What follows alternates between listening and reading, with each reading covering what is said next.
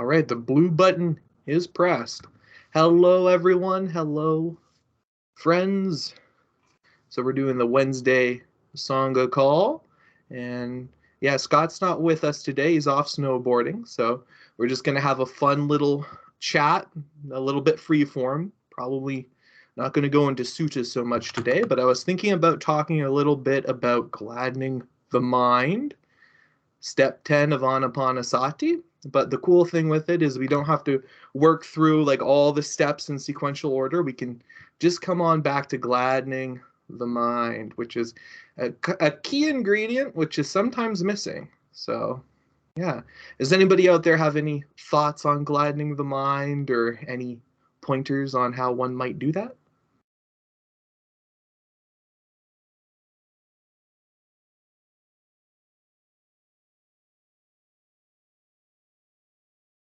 I know, Alex, I think a great pointer is the smiling, actually. And what's beautiful with that, I heard in one of Dhammarato's talks, he brought up, or I think one of his students brought up the smiling of the mind for like gladdening the mind. But what's kind of interesting with that is like we can actually get almost the physical component with it as well, like by bringing in the smile, right? That helps to gladden the mind, but there's a physical component to it.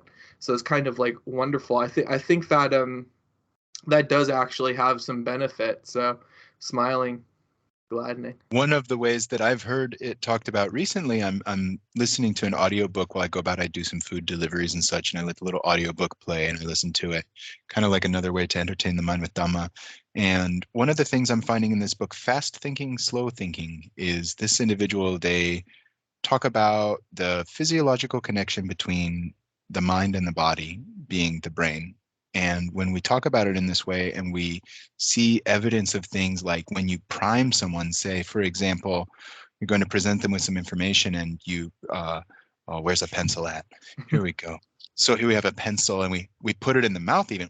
Well, what they find is just that simple movement gladdens the mind, because it's just such a quick connection, such a way to, and that when we hold it like this, all of a sudden we get a little frown, and so they find that priming individuals in this way physiologically, it helps the mind to respond positively to this flow of information that we have that's always coming and going, and rising and passing and whatnot. And I love the idea of talking about gladdening the mind through the physical ways, through the smile, like we're talking about.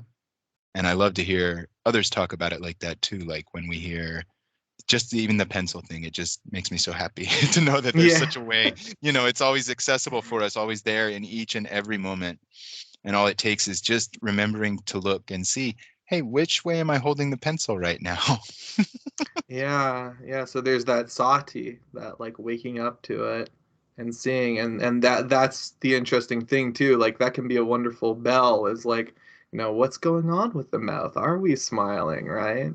So yeah, it's really I've been enjoying playing around with that, just like even on the in breath, it kind of almost playing a bit of a note, but just smiling like on the in, and just gladdening the mind with that, because it's smiling. Yeah, there's that like kind of neurological, physiological connection going on, like mind body, which is kind of beautiful. And that works too with the idea here with mindfulness of in and out breathing, and kind of that pincer movement between the body and the mind. So then we're going to hit the feelings, right? So again, it's really wonderful to bring the breath into it, really smile into that gladdening.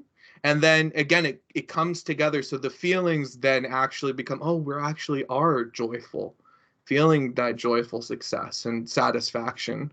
Was beautiful too, because really the gladdening also works with the wholesome sort of thoughts. These are wholesome thoughts, because it's coming back to just being satisfied with just being aware that you're smiling.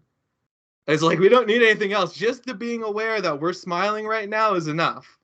Coming back to just a dabble do ya of satisfaction. And so that's a wonderful way to like gladden the mind. Especially, yeah, if we're Just a taking, dabble, do ya? I love yeah. that, DJ. Yeah, no, I've heard that, other students, and I believe Dhammarato say that when it comes to satisfaction is, just the tiniest bit, right? Just this is enough.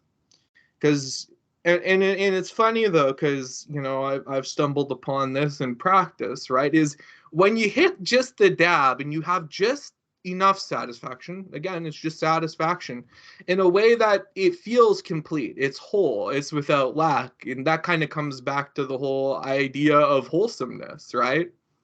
Which really does work into the Four Noble Truths and Dukkha Dukkha Nirodha, and the end of dissatisfaction. Yeah, is just wonderful. But yeah, it's interesting really coming back to the wholesomeness and that wholesome quality. There isn't, that feeling of lack, because we're just like satisfied with being aware of the smiling, or of the breath. Oh wow, just being aware this is a long in breath right now, this is enough, right? And on the out breath, it's just like, oh yeah. And there's an abundance too that can come, an abundant joy, and it's wonderful. And just to be able to return to this here and now as I'm talking, as there's talking going on. Yeah. That's sort of a fun thing to play around with, though, as we talk in Sangha calls, or if anybody is out there listening, or in the future, or what have you, is to come back to this, this breath, this moment, even when you're like listening to talks or calls, and just to return. And that's the beautiful thing, is we, like, as I think practitioners, it's very helpful to have that time to get into seclusion, to get into a safe place, and to really work on cultivating and developing these skills. But then when we're kind of out, or if we're in talks or calls, any like little bit, when we just remember, we return, right? And we come on back home to this breath, to this smile, into this gladness. It's like, okay, this is it. And just that over and over and over again. Over and over again. Yeah. You know, Dhammarato talks, about the shampoo Dhamma, like rinse and repeat, but that's it, right? And so you might hear some phrases, and it's like the same thing repeated over and over again. But this is a good test, because we often have in our minds, the idea that we need something new. We need like that new thing to like get the fix, right? But if we can kind of come back and be satisfied with the repetition, that means we're going to be able to find satisfaction a lot easier, because we can just come on back. The restlessness doesn't come up. And I think it also works quite well when discussing things with people too, because sometimes, maybe a little bit of that super